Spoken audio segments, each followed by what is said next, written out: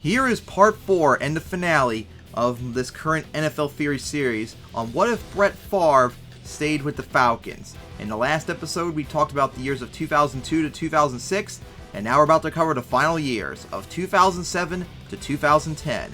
So what will happen in the last 4 years? We're about to find out. So, what if this happens? What if that happens? What if? An NFL Theory.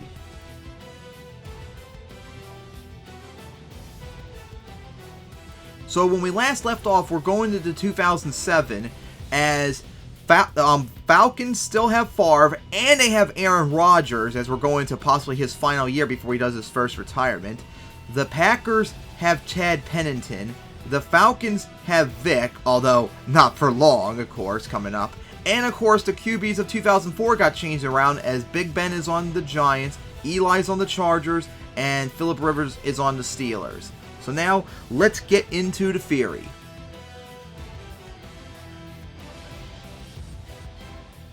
So, going into the 2007, for the Falcons, Favre would have an awesome year. And make up for the fact that the Falcons don't have Vic, remember.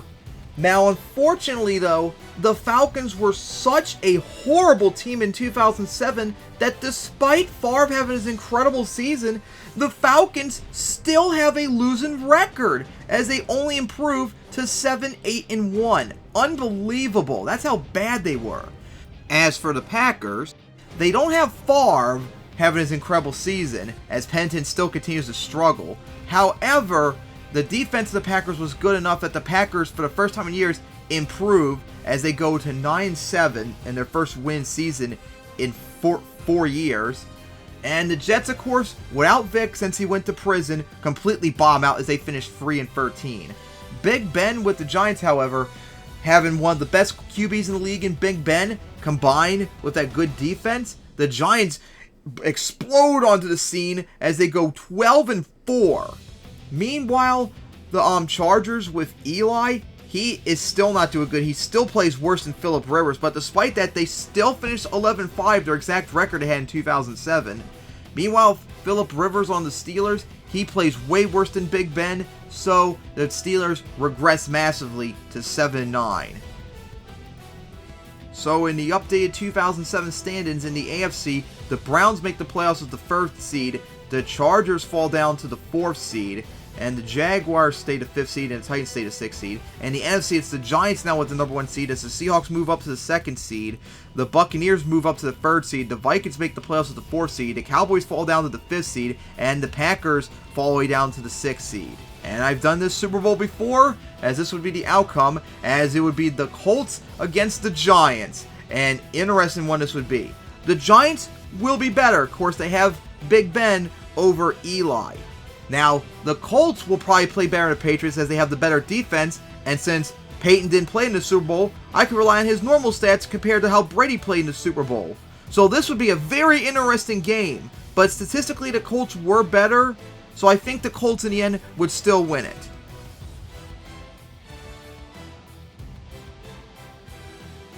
So now we head into the most important part of this video, 2008. What about Favre? Because remember, in real life, this is when he retired. So, I think at first it's going to be how he did in real life. He retires. The Falcons get ready for the Aaron Rodgers era. Then, Favre comes back and wants to be the starter again. However, the Falcons are committed to Aaron Rodgers and they're not leaving him. So, the Falcons realized they're going to have to trade Favre. Now, I was trying to think of where could he trade to? I tried to think of a scenario that could put him in a position that a team that maybe could be a Super Bowl contender, but all the Super Bowl contenders I could think of already have a QB set, so that's not going to happen. I kept thinking, and then I just had to realize there was only one option, and it's not the one I wanted to do, but it's the only one that works. He's going to be traded to the Jets, just like he did in real life, since they couldn't get Matt Ryan, who was drafted by the Chiefs instead, since the Falcons didn't need him. And they couldn't get Flacco either. So, Jets don't have a quarterback, so they need one, so they get Favre. And unfortunately, the way it sets up too with the Vikings, this is pretty much the last we're going to hear of Favre, as nothing is really going to change, as he's officially now locked into position with the real life unless something changes. So now the Aaron Rodgers era begins with the Falcons.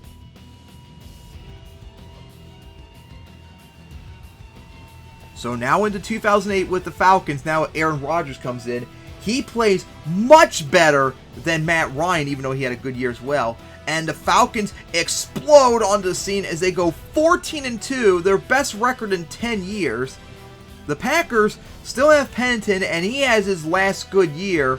And the Packers regress, though, as they finish 8-8, surprisingly.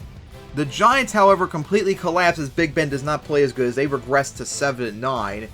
The Chargers with Eli, he plays good, but he still isn't better than Phillip Rivers, as the Chargers regress to 9-7. Phillip Rivers with the Steelers, massive improvement, as he was the better of the three quarterbacks, as the Steelers go 13-3. So in the updated 2008 standings, in the AFC, it's the Steelers move up to the number 1 seed as the Titans fall to the number 2 seed. The Patriots make the playoffs with the 3rd seed as the Ravens move up to the 6th seed. And Favre and the Jets do make the playoffs as the 6th seed, which they didn't do in real life. Then the NFC, the Falcons got the number 1 seed. The Vikings move up to the 2nd seed. The Cardinals move up to the 3rd seed. The Eagles move up to the 4th seed. The Panthers fall down to the 5th seed. And the Cowboys make the playoffs as the 6th seed. Since they didn't make the playoffs, we're going to really quickly look at the Jets with Favre as they would visit the Patriots. Now, of course, they don't have Brady, and they did beat the Patriots earlier in the year. Unfortunately, though, at this point in the year, Favre was horrible. He had a horrible 2008, but at this point in the year, he was really, really bad. And the Patriots were still playing really good, so I think the Patriots would beat the Jets. But we then go back to the divisional round in the NFC side as the Falcons host the Eagles as the Aaron Rodgers' first game as a starter. Unfortunately, though, they picked a bad opponent to play as they're going to have to go up against a team that dominated everyone in the playoffs other than the Cardinals. Dominant statistically, and remember, they beat the real-life number 1 seed Giants, who statistically are better than the Falcons in every other regard this season.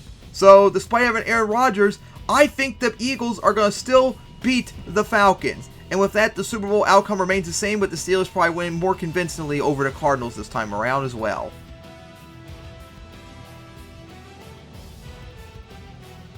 So we head into 2009, and since nothing changed at all with the Vikings, Favre is still locked into the real-life history, as he would retire and then come back and then sign with the Vikings. So now, we go into 2009 as Aaron Rodgers, he plays really, really good, even better than his first year with the Falcons. Unfortunately, though, the Falcons regress to 11-5.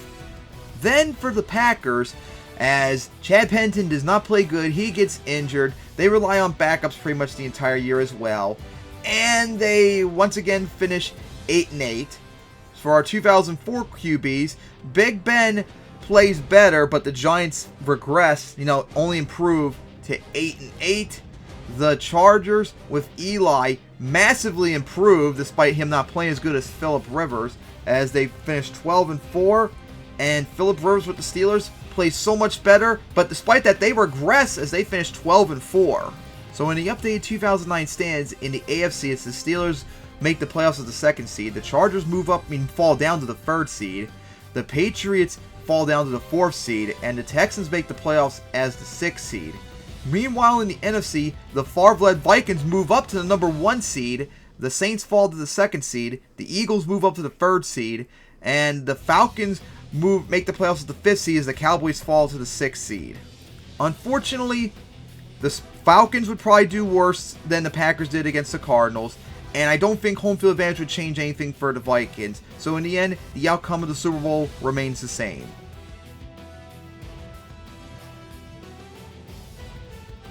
And now we head into the final year, 2010, as Aaron Rodgers with the Falcons. He doesn't play as good statistically, and the Falcons do suffer injuries. He suffers injuries, remember. But despite that, the Falcons do improve as they go to 12-4. The Packers move on with Chad Pennington. However, they were not in a position to get any quarterback, so they rely on journeymans pretty much. But thanks to a really strong defense, they actually improved to 9-7. And then for the 2004 rookies, Big Ben, of course, would miss the first 4 games, and the Giants improved to 9-7. The Chargers with Eli would regress, but they would still go 10-6. And Phillip Rivers on the Steelers, he would play so much better than Big Ben as they improved to 14-2. So as we look at the updated 2010 standings, in the AFC, it's the Steelers moving up to the number 1 seed, the Patriots falling to the 2nd seed, the Chargers making the playoffs at the 4th seed, and the Dolphins, after they trade for Matt Castle in 2009, since the Chiefs didn't need him, they make the playoffs as the 6th seed, while in the NFC, the Giants make the playoffs as the 3rd seed, and the Buccaneers make the playoffs as the 5th seed. So we take a look at the Aaron Rodgers-led Falcons, as they are the number 1 seed, and they would host the Seahawks, and they would spank the Seahawks really hard, as Aaron Rodgers had his great game like he had in real life against the Falcons. So the conference championship would be the Falcons hosting the Bears. And wow, Aaron Rodgers didn't play good. The Bears really didn't play good either, and they have to honestly play a better team than the Falcons. So despite the struggles, I think the Falcons would get the victory.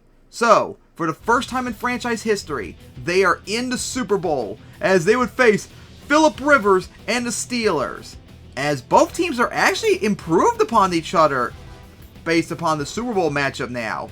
So this would be an interesting game. Aaron Rodgers would have his incredible game. The Falcons, however, would be, I think, better statistically than the Packers, so that helps them out. Phillip Rivers would make the Steelers better. But in the end, I think it still evens out with the Falcons coming out on top.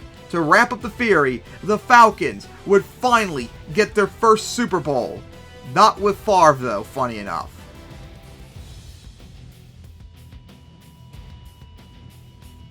So, and that wraps up this theory on what if Favre stayed with the Falcons. So, how would this be? Were the Falcons better off? Funny enough, yes, but not because of Favre. Sure, he made them get to the conference championship in 1995, 1998, 03, 04, and they would make this conference championship in 2010 with Rodgers, but he never made the Super Bowl. He couldn't even make it in 2009 with home field advantage. So he has no titles. But the Falcons in the end are still better off because now they have Aaron Rodgers, so they actually got their only Super Bowl, which they don't have in real life. So, while Favre did statistically, career-wise, worse off without a Super Bowl, the Falcons are better off in the end because they got their title and Aaron Rodgers for the next 10+ years. So they're better off. And then for the Packers, are they better off without Favre? On the one hand, quarterback-wise, yeah, they had some good QBs in the mix too to keep it upright, but statistically, offensively, they weren't really as good overall without Favre. But in the end, they were still better off. As they still won their Super Bowl in 1996. They still lost. They made the Super Bowl in 1997, which they lost, just like in real life. But they made the Super Bowl in 2002, which they won. So they got 3 Super Bowl appearances compared to Favre's 2 with them, and they got 2 titles compared to Favre's 1. So, in the end, they were better off in this theory. Unfortunately, though, they're going to probably be worse off unless we continue on to see if they can get a better QB, because they don't have Aaron Rodgers now. So, that's going to suck for them in the long run. And of course, with the 2004 QBs between Eli, Big Ben, and Phillip Rivers, Steelers, Chargers, and Giants could be a lot different too. So yeah, what a strange theory. In the end, both teams succeeded except Favre, even though he still had a great year, just without a Super Bowl. So he probably, if this happened, would probably go down as the greatest quarterback ever to never even make the Super Bowl, let alone win one. And that is quite an accomplishment. So I guess, for Favre's case, he better be happy he got traded, so that way he could at least experience a title. Because in this timeline, he wouldn't. But in the end, for the Falcons and Packers, for this period of 1991 to 2010, they both benefited, which is crazy. Now, before I wrap it up, what makes it also crazy is the original theory for this. Because originally, Favre wouldn't make the Falcons make the Super Bowl. However, I would have him retire, come back with the Falcons, because they didn't have Aaron Rodgers in the original, and they would bring him back because their their backup, who was a second-year player wasn't quite ready in our eyes. He plays bad. They don't make the playoffs. He retires again. He wants to come back in 2009, but they have no interest for him.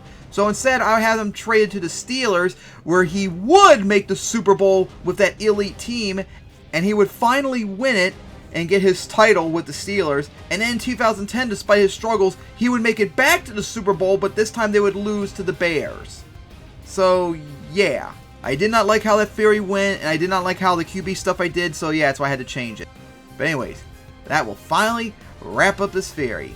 But hey, it's just a theory, an NFL theory. Thanks for watching.